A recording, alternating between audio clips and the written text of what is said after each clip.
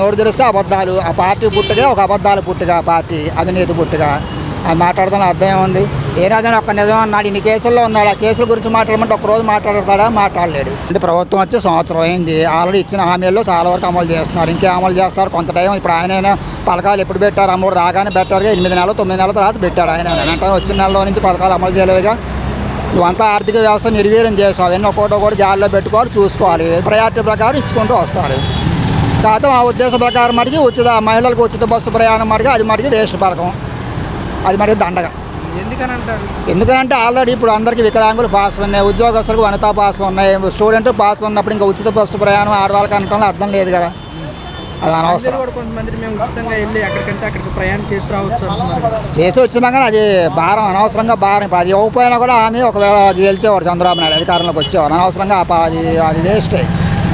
మిగతా అన్ని వికలాంగుల పథకాలు ఓకే, ఇవన్నీ ఏ ప్రభుత్వం అయినా ఇచ్చేదే కాబట్టి అవి జరుగుతూ ఉంటాయి. కానీ వేగంగా కూడా కసరత్తులు జరుగుతున్నాయి. ఆగస్టు 15 ఇస్తామని చెబుతున్నారు. అదే మన కండక్టరే అంటున్నాడు, బస్సు కండక్టరే అంటుంది. ఒకవేళ ఇప్పుడే బస్సులు ఇట్లా ఉన్నాయి, ఆడవాళ్ళు ఖాళీ, రేపు ఉచిత బస్సు ప్రయాణం పెడితే మొగాళ్ళు ఎవరి సీట్లు దొరకవు బస్సులు. అని అది ఉచిత వేస్ట్ అండి. అది ఆర్థిక భారం ప్రభుత్వం మీద అనవసరం. అది ఎవరు అడగని కూడా అడగల జనాలు ఆ పథకాన్ని. తెలుగుదేశం ప్రభుత్వం పెద్ద డ్రామా ప్రభుత్వం, ఇచ్చిన హామీలు నెరవేర్చట్లేదని జగన్మోహన్ రెడ్డి అంటున్నారు. ఆయన అంటాడులే, ఆయన ఏమైనా అంటాడు. ఆయన నోరు తెరిస్తే అబద్ధాలు. ఆ పార్టీ పుట్టుగా ఒక అబద్ధాలు పుట్టుగా, పార్టీ అవినీతి పుట్టుగా. అది మాట్లాడుతున్న అర్థం ఏముంది? ఏ రాజాని ఒక్క నిజం అన్నాడు, ఇన్ని కేసుల్లో ఉన్నాడు. ఆ కేసుల గురించి మాట్లాడమంటే ఒక్కరోజు మాట్లాడతాడా? మాట్లాడలేడు. అది మాట్లాడలేదు కాబట్టి ప్రజలను డైవర్షన్ చేయడానికి ఏదో ఒకటి మాట్లాడుతూ ఉంటాడు అంతే.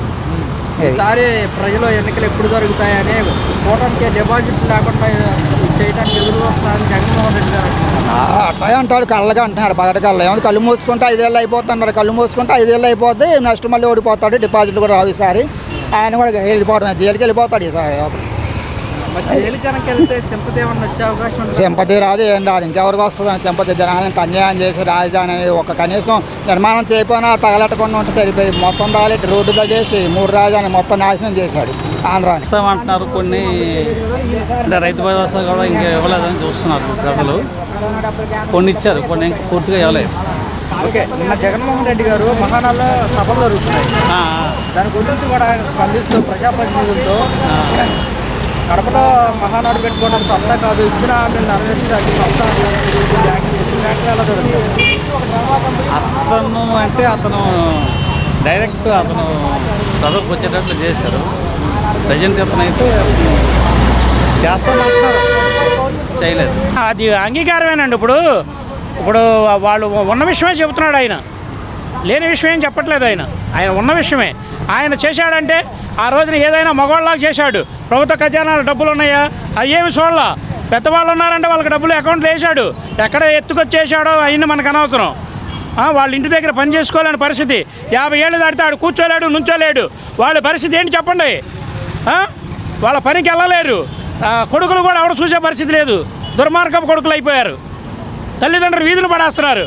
మరి వాళ్ళ బతికి ఎలా బతకాలి? ఏదో పథకం వస్తుందంటే ఒక 20,000 వేస్తే వాళ్ళకి ఒక 2 నెలలు 3 నెలలు అలా గడిచేది. మొత్తం కూడా చేశారు. ఇప్పుడు ఆయనే ఒక రకంగా చెప్పాలంటే ఆయన మంచివాడు అనిపిస్తున్నాడు. ఆయన డబ్బులు ఎక్కడి నుంచి తెచ్చేసాడో మనకు అనవసరం. మన పార్టీలతో సంబంధం కూడా లేదు. మరి వీళ్ళు వచ్చిన కాడి నుంచి ₹1 ఎవరికి ఇవ్వాల? గ్యాస్ బండలు 3 ఇస్తానన్నాడు. నువ్వు అర్హుడు కాదన్నాడు ఆడు. తీరా వెళ్తే నువ్వు అర్హుడు కాదన్నాడు. ఎవరిని వెళ్ళిన ప్రతి ఒక్కరిని నువ్వు అర్హుడు కాదన్నాడు. మనిషికి తెలియకుండా మనిషికి నువ్వు అర్హుడు కాదు అంటున్నాడు. ఆడు మొహాల పెట్టి వస్తున్నాడు. వాళ్ళు చేసింది ఎరగదీసింది ఏమీ లేదండి. కరోనా కష్టకాలంలో కూడా లబ్ధిదారులకి నేరుగా వారి అకౌంట్లో అమౌంట్ జమ చేసామని కూడా జగన్ గారు అంటున్నారు. బాగా చేశాడండి ఆయన. ఆ రోజున కరోనా ఆయన వల్ల సాధ్యపడింది. అది వేరే వాళ్ళు అయితే చాలా నష్టం జరిగేది. ఆయన చాలా బాగా చేశాడండి.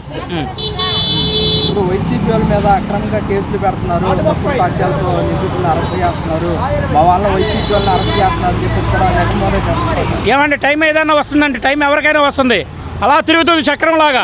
ఈరోజు వీడు ఉండొచ్చు, రేపు వాడు రావచ్చు. ఈరోజు వీడు పోవచ్చు, రేపు వాడు రావచ్చు. ఎవరికి శాశ్వతం కాదు.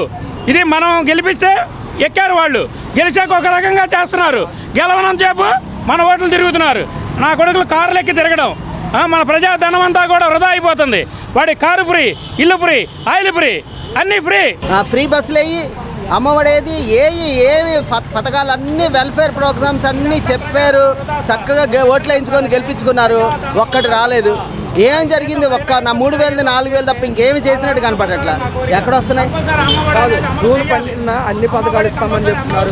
ఇప్పుడు 3/12 వచ్చే నెల జూన్ 12న ఎవరు సార్? ఎప్పుడు ఈయన ఇప్పుడు పోయిన మేలో వచ్చారు, జూన్లో వస్తే స్కూల్కి వచ్చేది కదా, అదేది ఆ స్కూల్కి ఏది? ఇంట్లో ఎంతమంది ఉంటే అంతమందికి అన్నారు. ఏది భలేవాళ్ళు సార్. ఏ గ్యాస్ సిలిండర్లు వేయి, ఎక్కడున్నాయి గ్యాస్ సిలిండర్లు? ఆడపిల్లలకి 1,500 రూపాయలు, ఆడపిల్లలకి 18 ఏళ్ళు దాటిన ఆడపిల్లలందరికీ 1,500 అన్నాడు. వేయి ఎక్కడ 1,500? ఎక్కడి నుంచి ఇచ్చాడు? ఎప్పటికి ఇస్తాడు? ఎలక్షన్లు అయిపోయి మళ్ళీ కొత్త ఎలక్షన్లు, మళ్ళీ నెక్స్ట్ ఇయర్ ఎలక్షన్లు వచ్చే ముందు ఇస్తారా? ఎప్పుడు ఇస్తారు? ఏమో సార్, ఏ రాజకీయ నాయకులు ప్రజల గురించి, ప్రజా సమస్యల గురించి పట్టించుకునేంత పరిస్థితి వాళ్ళకి లేదు సార్. వాళ్ళ ఇంటర్నల్గా వాళ్ళు డెవలప్మెంట్ గురించి చూసుకుంటున్నారు, కానీ ఎక్కడ డెవలప్ చేయట్లేదు. ఆయన చెప్పింది కూడా కరెక్టేగా, పథకాలు చేయట్లేదుగా. ఆయన చేశాడు, వీళ్ళు చేయట్లా. ఆయన చేశాడుగా ఈయన ఏది చేయట్లేదుగా. బిఫోర్ లాస్ట్ ఇయర్ ఎలక్షన్లో కూడా రైతు రుణమాఫీ అన్నాడు, ఎంతవరకు ఇచ్చాడు? అందరికి ఇవ్వలేదుగా. ఏదో 50,000 వాళ్ళు అన్నాడు, 10,000 వాళ్ళు అన్నాడు, 20,000 వాళ్ళు అప్పుడు ఇవ్వలేదుగా. అప్పుడు గెలిచాడు, ఇవ్వలా. ఇప్పుడు గెలిచాడు, ఇవ్వలా. అంతే. ఈయనంతా ప్రతిదీ నేను ఇస్తానంటాడు, ఏది ఇవ్వట్లా. మరి ఎప్పటికి ఇస్తాడో, ఎప్పటికి జనానికి వస్తుందో ఏమో అర్థం కాలేదు. లాస్ట్ ఇయర్ పోయినట్టేగా. ఒకవేళ ఇచ్చినా, ఇక్కడి నుంచి ఇచ్చినా 4 ఏళ్ళు అవుతుంది తప్ప 5 ఏడు అవ్వదుగా.